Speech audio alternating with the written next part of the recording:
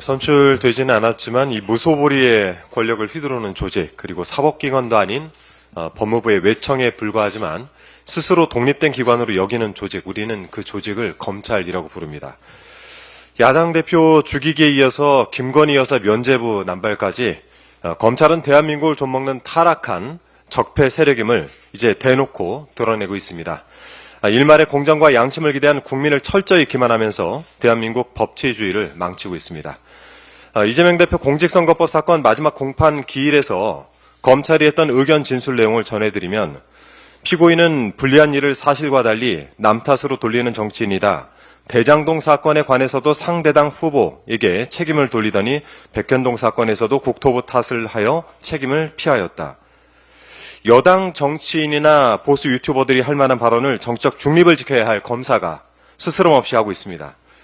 피고인의 정치적 성향이나 태도 등은 공소 사실에 해당되지 않음에도 불구하고 담당 검사는 공무원 신분임을 망각한 채 자신의 편향된 정치적 견해를 공무 수행 과정에서 버젓이 드러내고 있습니다. 지금의 검찰이 얼마나 정치적으로 타락했는지, 그리고 이재명 대표 사건이 얼마나 말도 안 되는지, 억지 규소였는지 충분히 짐작할 수 있는 대목입니다. 판넬을 하나 보여드리겠습니다. 이 판넬에는 성남시에 직간접적으로 전달된 백현동 용도 변경 관련된 공문들이 담겨 있습니다. 이거 필요하시면 기자분들께도 제공을 하겠습니다. 거듭 말씀드리지만 2012년쯤부터 시작된 국토교통부 등 이 정부의 백현동 부지 용도지역 변경 압박은 명백한 팩트입니다.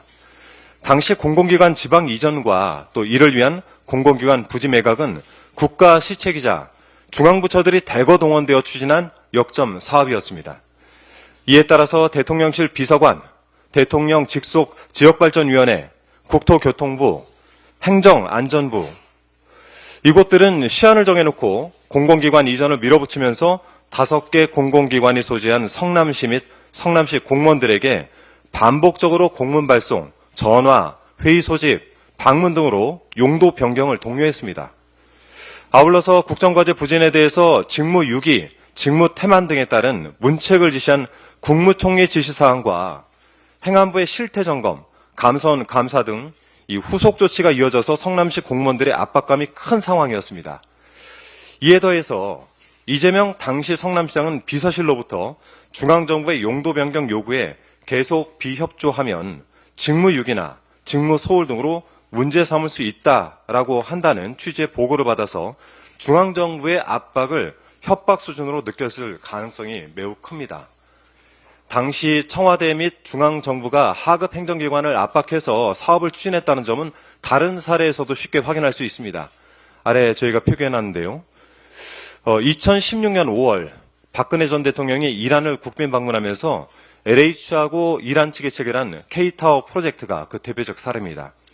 해당 MOU에서 청와대 지시로 미르재단이 해당 사업 주체로 지정됐다는 의혹이 불거졌는데, 2017년 국토교통부 자체 조사 결과에는 사실상 BH산업비서관의 지시에 의해 K타워 사업이 추진된 것으로 보임, BH산업비서관이 강력히 추진을 요청해 LH에서 강한 압박을 느꼈다고 한다는 점 등이 기재되어 있습니다. 이처럼 강압적인 지시에 의해 일 처리하는 것은 박근혜 정부 시절 만연했던 방식이었고, 또 공공기관이나 지방자치단체는 강한 압박을 받을 수밖에 없었다는 점을 확인할 수가 있습니다. 검찰은 이러한 명백한 팩트를 무시하고 공무원의 본분을 저버린 채 윤석열 정권의 정적 제거 시도에 앞장서고 있습니다. 이재명 대표의 공직선거법 사건은 검찰에 편향된 정치적 견해나 스토리 창작에 의해서 판단될 사안이 아닙니다. 인권과 법치의 최후 보루인 법원에서 검찰의 저열한 술수에 현혹되지 않고 올바른 판단을 해주실 것을 믿습니다. 이상입니다.